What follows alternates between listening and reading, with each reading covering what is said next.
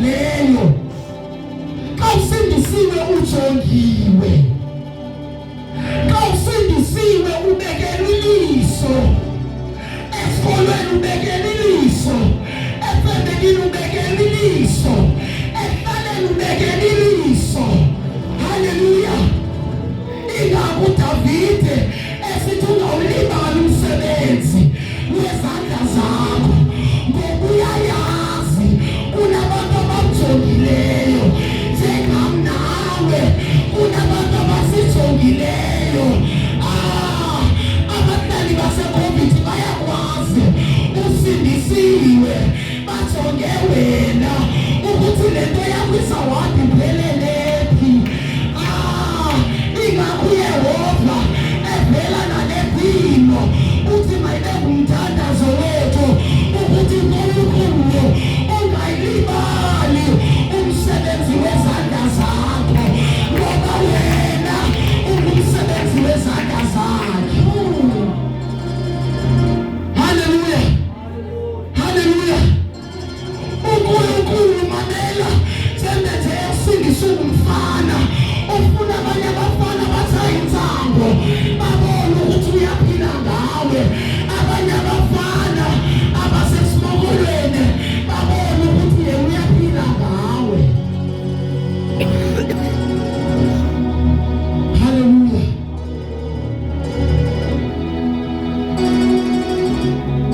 Kodwa mina ujongiwe. Ujongiwe.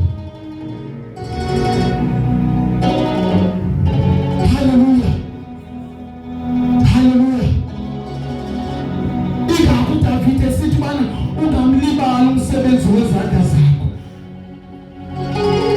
ngoba uNkulunkulu xa esindisa uqala umsebenzi wakhe empilweni yakho. Akaqali into angazuyigqiba. Haleluya.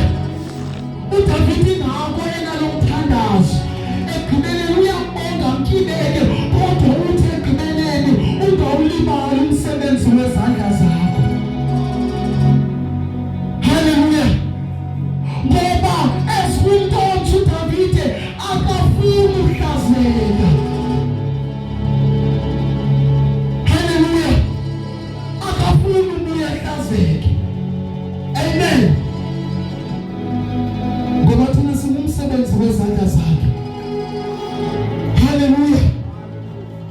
eCOVID uNkulunkulu xa esindise wena ungumntomtsha okanye kwi-generation yakho mandibeke ngolo hlobo, uNkulunkulu akasindisanga kuba edala, ukusindise kuba esazi ukuthi ngawe bangaba baninzi abaguqukayo.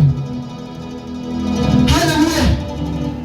uNkulunkulu akakwazi uyenza imistake yosindisa umuntu engena-vision ngaye. Uthi Jeremiah ndineenyinga ezinhle ngawe ezokuthini, ezokusindisa, ezokunika ikamva. Amen. Ngoba bazalwane uNkulunkulu ufuna usinikeza ikamva. Lingekho ikamva kontangandini, lingekho ikamva efemelini, lingekho ikamva kwizihlobo, lingekho ikamva kwabasaziyo, lingekho ikamva eSouth Africa. uNkulunkulu usindise wena.